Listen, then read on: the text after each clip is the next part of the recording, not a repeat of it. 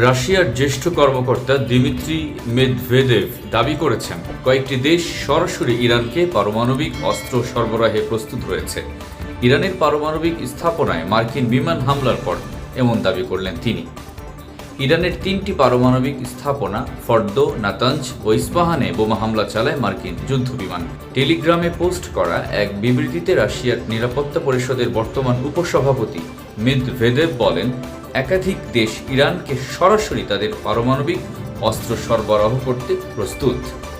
Medvedev বলেন, যেসব স্থাপনায় হামলা হয়েছে সেগুলোতে আঘাত তুলনামূলকভাবে সামান্য হয়েছে বা কোনো গুরুত্বপূর্ণ ক্ষতি হয়নি।